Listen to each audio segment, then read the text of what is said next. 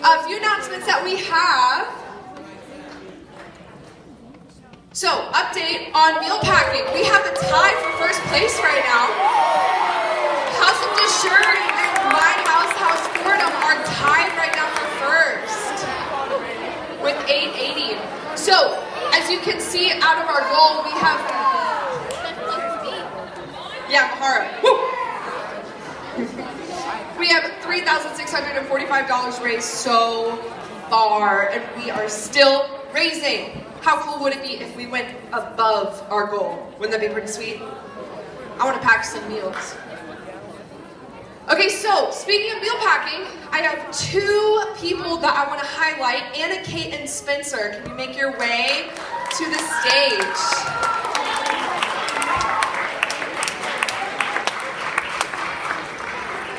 Wave to the crowd, wave to the crowd. Can you tell everybody your name? Spencer. Everybody say hi, Spencer. Anna Kate. Everybody say hi, Anna Kate. So, can you guys give us a lowdown on what these pictures are and what you did? So basically, we just went to her dad's office and we set up like this table and we cooked Rice Krispie treats, cookies, and brownie bites, and we made $341. Yeah, basically. So, are you guys in the same house? No. So what house are you in? Fordham. Revere. I have to say, one of you is my favorite. I'm just kidding. So how did you, if you guys made, you said you made 341, not even the right number, $341, but you're from two different houses. What did you do with the money? We split it in half, but I got the extra dollar because it was my idea. Let's give it up for Anna, Kate, and Spencer.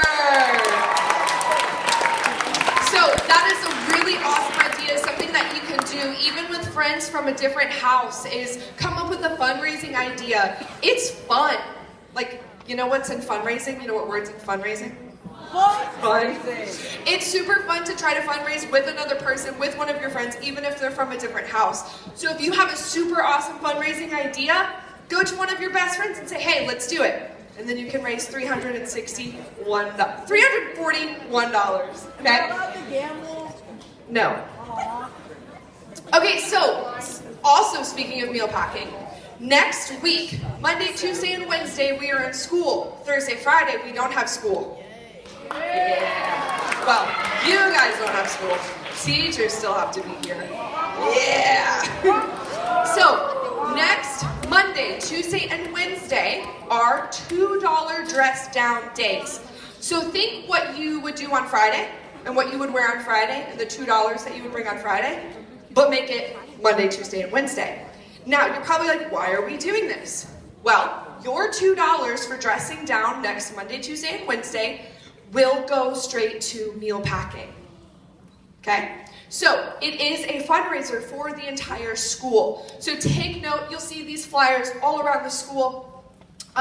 Jeans must be in good condition and neat with no holes, patches, frayed ends, or seams. Students may wear a Christian Academy t-shirt or uniform polo. Hoodies must be Cal only, no other schools, logos, or branding allowed, and sweatpants must be Cal only or plain without logos or writing. So if you are planning to wear that, what do you have to bring? I'm sorry, I couldn't hear you. Amazing. And those $2 are going straight towards meal packing, being divided among all the houses. Okay? Sound good? Sound good? Amazing. So, last announcement, and then I will introduce your MC for today. You might have noticed there's a basket in the middle school office for you to place what are called tickets, kindness tickets. So if you are caught being kind, if you are caught using any of the Calm's virtues, courage, appreciation, loving, mindfulness, servant, or dreamer, if you are exhibiting any of those qualities and a teacher sees you exhibiting one of those qualities, they may give you a ticket. Now, key word, give to you, not you begging, right? Don't beg for tickets, don't be like that. But if you're caught in the act of doing something kind, your teacher may give you one of those tickets, and that earns 1 point for your house. Okay? So make sure when you get one of those tickets, you are responsible for putting it in that bucket in the office. Write down your house. You don't have to put your name. You just put your house name, and then you put it in the bucket for house points to try to win House of the Month. And there is, in fact, a really cool reward and prize for House of the Month. So whichever house has the most amount of tickets at the end of February will be our winner. Any questions? Amazing. So, drum roll please for our MC today. That's the worst drum roll I've ever heard. Please welcome Mr. Gowans.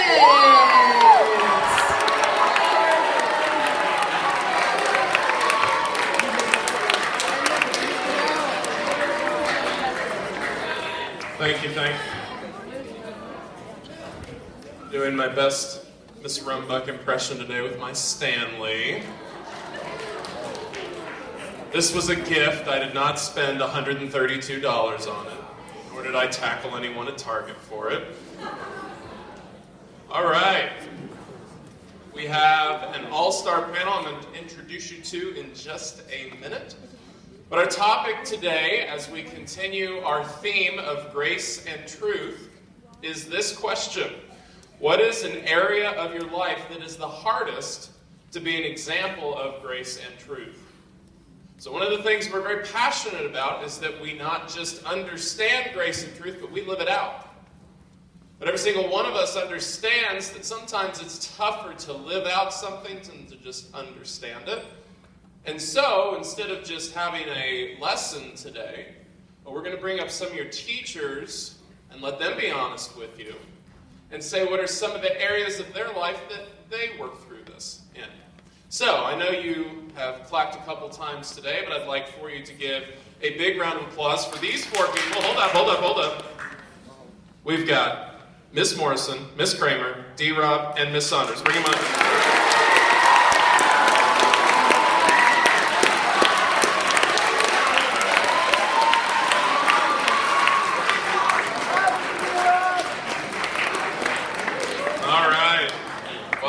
Welcome. Have a seat.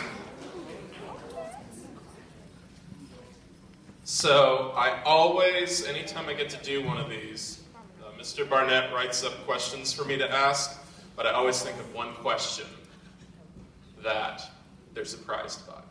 And here's our question today. For our Miss Kramer, it's not that bad. Here's our all-star question today. I asked this question in my classes yesterday. It's breakfast time. You only get one option, or you only get one choice. You either get a bagel, a donut, or cereal. What are you choosing?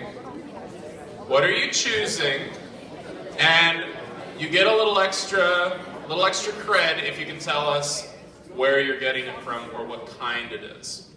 Do I have a volunteer to go first before I call on people? I volunteers tribute.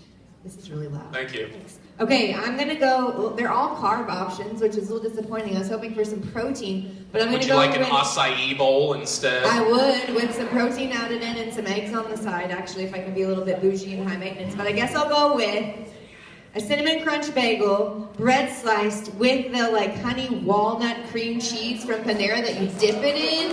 All right, there we go. All right, we got some fans. Thank you, Mr. Robinson. Can I put anything on a bagel? Yeah. Okay. Bacon, egg, and cheese bagel. Everything bagel at Dunkin' Donuts. There you go. America and D-Rob runs on Dunkin'. Miss Kramer. All right. I'm not really supposed to eat any of those things, but if I'm going to pick one, I would say the bagel. It needs to be the Asiago cheese bagel with garden vegetable spread from Panera, and it has to be toasted. There you go. There you go. All right, Miss Morrison. I'm gluten intolerant, so I can't eat any of those things. Which fruit would you like to have for breakfast? I love watermelon. I could eat watermelon all day. Amen. There we go. Watermelon season's coming. Thank you, everyone. All right, a quick word about our question and answer. Each one of our panelists is going to give answers to a set of questions. And in order to hear from each one of them, they've done some prep work for this. And so in order to hear from each one of them, we're going to wait until all four have answered in order to clap. Okay, you understand? So we will hear all four answers, and then we will clap for what they say. So here's our first question. Mr. Robinson, could you define what grace is for us? I'm going to keep this one really short because I think it was the last teacher panel where Mr. Matthews was up here. And I think he got this question, and he used GRACE as an acronym, which stood for God's Reward at Christ's Expense. And ever since then, that was the first time I had ever heard it as an acronym like that, and that has really stuck with me. So I'm going to say the same thing, God's Reward at Christ's Expense. Okay, great. Ms. Morrison, could you define what truth is for us? So once again, there could be a long, drawn-out answer for this, but this is what I'm going with. Whatever aligns with God's will and God's character, all of which is outlined in our Bible, and the things of God are that He's ever present, that He is all righteous, God never does wrong, that God is all powerful, and that He is all knowing. There is nothing that God doesn't know and nothing that God can't do. And that truth is anything that aligns with what God commands us to do, what God wills us to do, and God's overall character. Ms. Kramer, how do grace and truth work together? All right. I wasn't sure how to answer this at first, and I really had to think about this.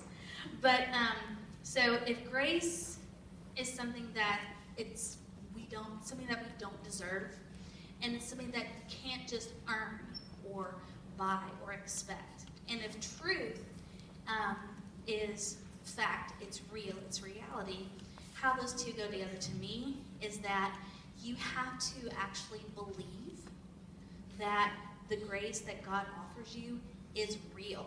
It is truth. So it's not just something, hopefully, that we just talk about, or just like some cookie cutter answer that you say. We talk about don't give us the Jesus answer in Bible class. Tell us the real answer that you've got going on up in here. And so that's kind of part of that is you have to really believe that God gives you that grace no matter what, because we talk about the good, the bad, and the ugly, no matter what, God wants it all from you. And you have to actually believe that that is the truth, that it does exist and that it's there for you. That's really good. Ms. Saunders, do you have anything you would add to that? Anything you would say you would agree with? Wow, I liked all of that, and I definitely agree with all of it. I think the biggest thing to me that stands out is that grace and truth both are nothing without Jesus. Like, grace is not something that we can just come up with out of our humanness, right? And truth, no matter how right we think we are, if we're not aligned with the truth, capital T, we're always going to be slightly off of true north. You know what I'm saying? So I love that what everyone said, yes, and then just it all points back to Jesus. He's the source. He's the only way that we are able to even understand grace or truth, let alone how they work together. So, yeah. Great. All right, give them a hand. That's good answers. So, as Christians, we see the example of Christ. We know Christ is our example, and then we got to go live it. And so, my next question to you is: what's the area of your life that's hardest to be an example or a reflection of Christ when it comes to both grace and truth?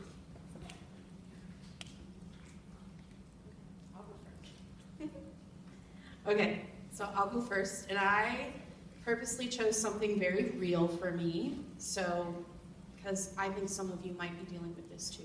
About your age, my dad was not the greatest dad he could have been. My dad didn't do what a father should do. And since then, I've had kind of a distrust for men that happen to be in my life, especially men who are in authority. So because my trust was broken so many times with my dad, that kind of happens in my life if I'm not really watching it. So for example, what I mean by not trusting another man is Mr. Barnett a few years ago. We were ordering t-shirts for houses. And he said, oh, I'm going to order for everybody. I'm going to order for the shirt. And I said, no, said, no, I'm going to order for everybody. No. Yeah, Miss Morrison, I'm going to order for everybody. And it was really hard for me to trust Mr. Barnett to press the right number of t-shirts to order online. And I even had trouble when Mr. Miller first came here. I was very wary of him for a while. He had to prove himself to me before I could trust him. Now I like Mr. Miller. He's pretty cool. And so in my life, what that means is that once I trust those men, if they mess up once, they forget to press send and order the right amount of t-shirts, it's hard for me to remember that man is trustworthy. That man just made a mistake. It's not the end of the world. So that's it for me. Thank you, everybody. Anyone else here? Okay, that was really good. Mine might sound silly, but I don't mean it to be. So something that we talk about in Bible class is how you reflect God to the world. Not just to other believers, but to people who are not believers, and you may not know what they believe.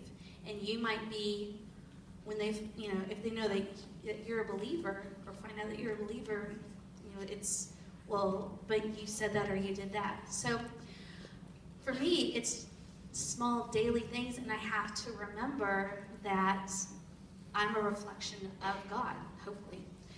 And when I'm driving, I can slip into road rage so fast. So I have to be careful not to tailgate the person in front of me if they're going slower than I think they should. Or, I need to be courteous to others in social situations also. Or if I'm at the grocery and I'm in the right checkout lane and I'm sorry, the sign said 20 items or less and you have a full cart. Are you serious right now? And so I have to watch myself because I don't want that to be what's on my face. I don't want them to feel like that animosity from me because ultimately I have no control over other people and I need to just chill. So I'll talk to God in situations like that, which may sound silly, but it's not, because I want to make sure that what I do, what I say, when I leave a place, that people aren't just like, did you hear what she said? Or I know what she thought. And I don't want that to be what people remember about me. So for me, it's hard sometimes in just small situations like that, but sometimes it's those small things that could have an impact on others or a ripple effect that you may not know. Mr. Robinson. I guess I would probably, this was a hard one for me to try to figure out. And I was talking to my wife last night about it, and she brought up the idea of family. And sometimes it's really hard to show grace and truth to your family, and not my wife and my daughter, but the extended family. I once heard, there was a TV show I watched, and at one point there was a quote, somebody said, "Why is it so easy to love your family, but so hard to like them?" And that kind of always sticks with me. God calls us to love everybody. And that's the easy part. Liking everybody, that can be challenging sometimes. Especially when it comes to your family. Because your family's always going to be there. Friend groups are going to change, jobs are going to change, but your family is always going to be there. And if you struggle with that person or people in your family, I have to remind myself to show them the same grace that I've been shown. Sometimes I forget that I think that maybe I'm perfect. Like, look at what these people are doing. They're horrible, and I don't think that I'm that same person just to somebody else or to God, ultimately. I am that same person. So I need to remind myself to show that grace to them that I've been shown myself. Ms. Saunders. Two quick ones. First one, I think the adults may be able to relate to this. Parenting, that's the hardest for me. That's the hardest for me to show grace and truth coupled together in the balance they're designed to be. But that's not maybe relevant for y'all, so I'm going to share this other one. maybe it sounds weird, but it's hardest for me to be an example of grace and truth to myself. Some of you get what I'm saying. You're hard on yourself. You're a perfectionist. You have the unrealistic expectation that you're supposed to be perfect, and if you aren't, there's that constant negative critical voice in your mind telling you how bad you are, how stupid you are, how could you do this, beating yourself up, all of that. And it's easy for me to forget that just like I am maybe quick to extend grace and extend forgiveness and extend even just love to other people, I need to also do that for myself. Just like, it's like the inverse of what Mr. Robinson is saying. Just like Jesus died for them and loves them, he died for me too. And he loves me too. And he wants me to show that grace to myself. Those are some great answers. Thank you, everybody.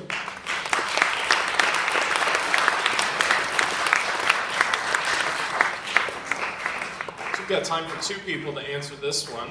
Has there been a time in your life when someone was gracious and truthful with you, and how did that change you? Ms. Morrison, would you like to answer this one? Sure. I forgot I had a microphone. I just was going to talk. And project. All right, so I think back the biggest moment of grace and truth.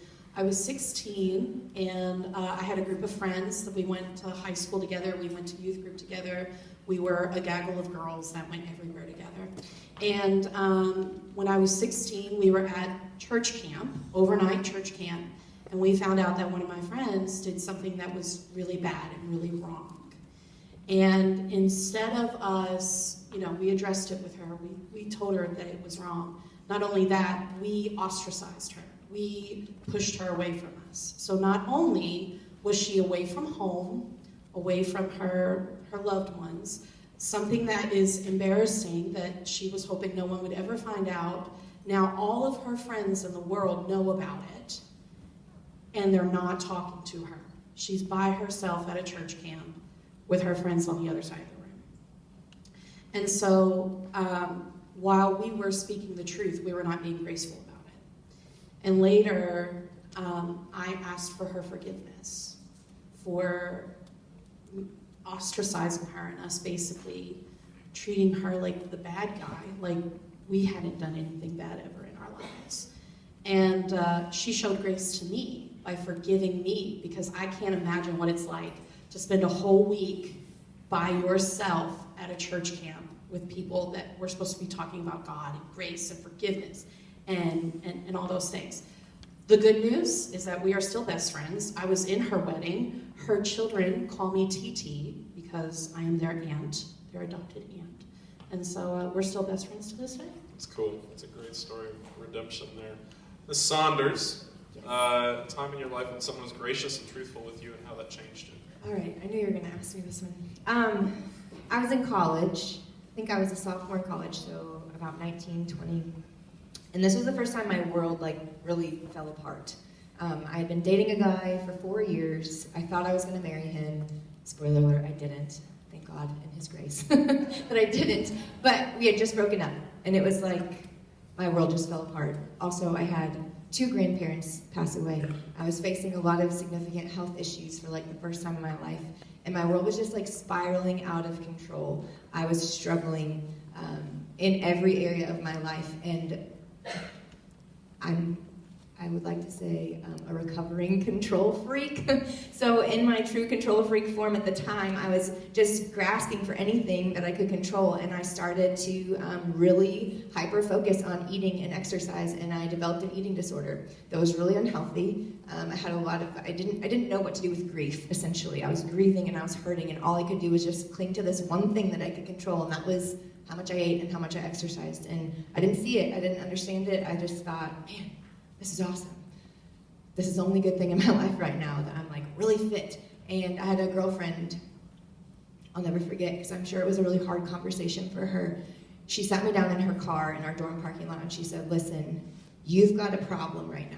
You have some serious stuff going on in your life, and you're not dealing with any of it. And it was really harsh, and it was really hard for me to hear and receive. But she said, I love you, and I care about you, and if you don't make an appointment to talk to someone to get help, I'm going to make an appointment for you. I'm going to call someone, and I'm going to go with you. I'm going to drive you to an appointment because you need help. And in the moment, I was so offended because I just thought, like, wow, that was really harsh. How dare you, like, put me in that spot? But then my heart softened, and I saw that she was actually doing exactly this. She was presenting grace and truth to me. She was being honest, and she was being loving. Yes, she was firm, but I needed that.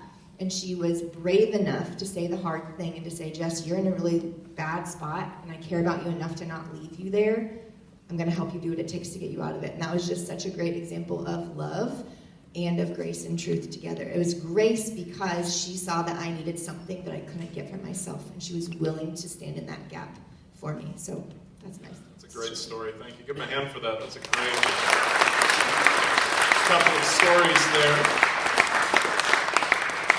So this will be for Mr. Robinson and Ms. Kramer, and whoever wants to go first is fine. But as we continue to think about moments that changed us, sometimes a story about Jesus or a scripture verse can kind of help remind us to live out that grace and truth on a daily basis. Is there any story about Christ or any verse in the Bible that has helped you as you seek to live that out in your lives, here, with your families?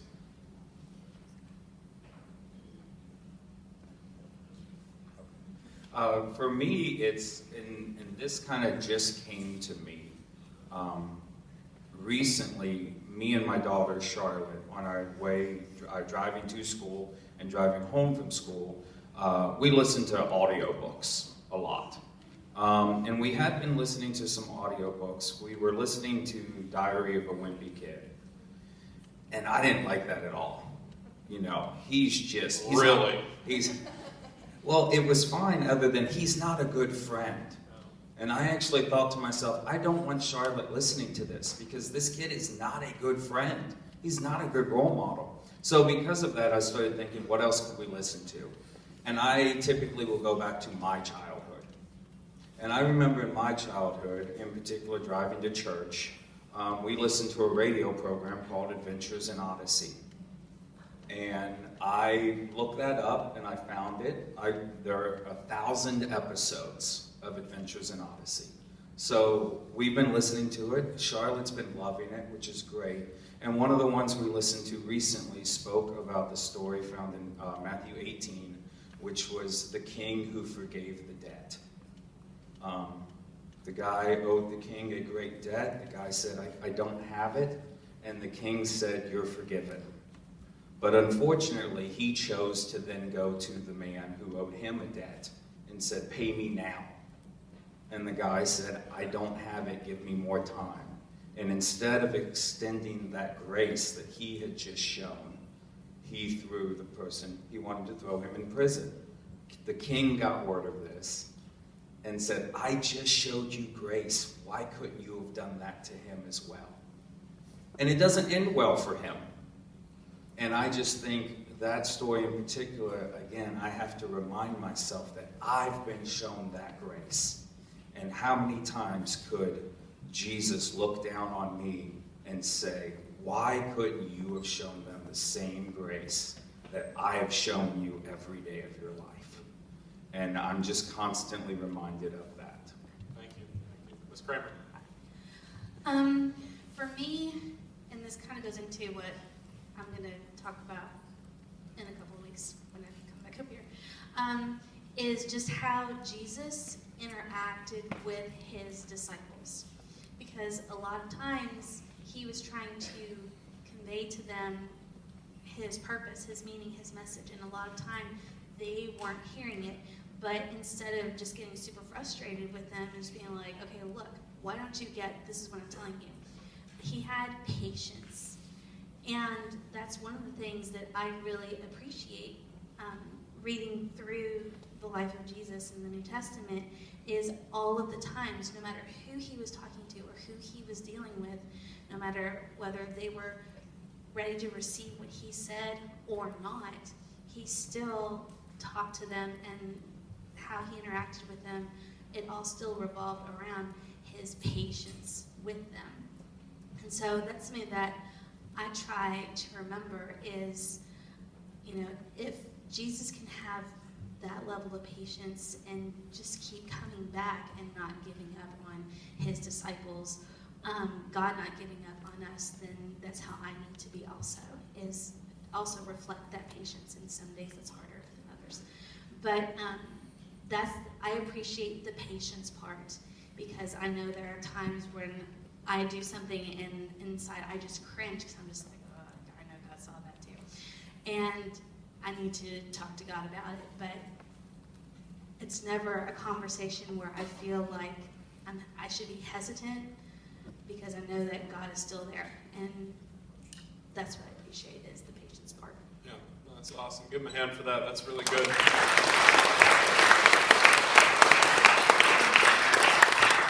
So our final question is, if this was the last time your teacher was able to speak with you, what's the thing they would want to leave with you? And we are over time, so that's going to have to be like 1 to 2 sentences. So I'm going to give you a minute to kind of summarize in your mind your 1 to 2 sentences.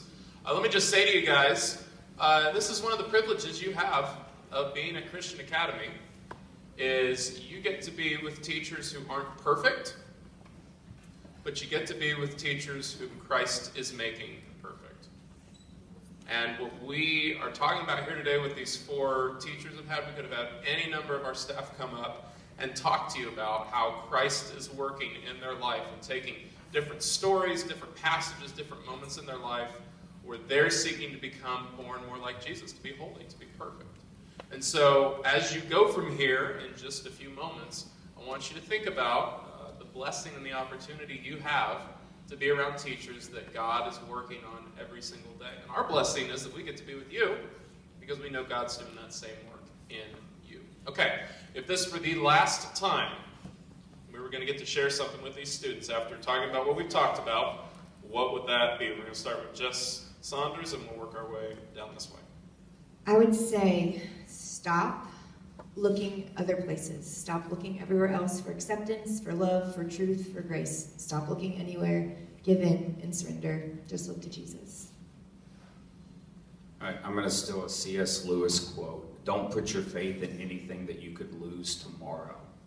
And the only thing you cannot lose is God. I was really excited when I saw this question come up. I will speak very, very quickly. What I want to say is thank you. You make me who I am.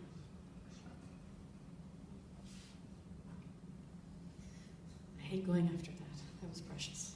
I was going to say that the Bible is not just a rule book. There are commands, there is wisdom, but there are also a lot of promises. I have just one Bible verse that I want to read that is a promise.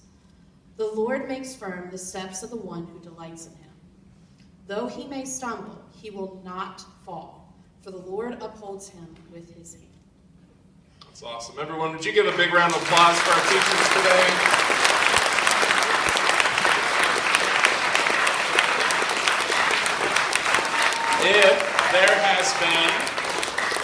If there's been something that you've resonated with, reach out to one of your teachers, ask to talk with them, and I know each one of us would be happy to talk with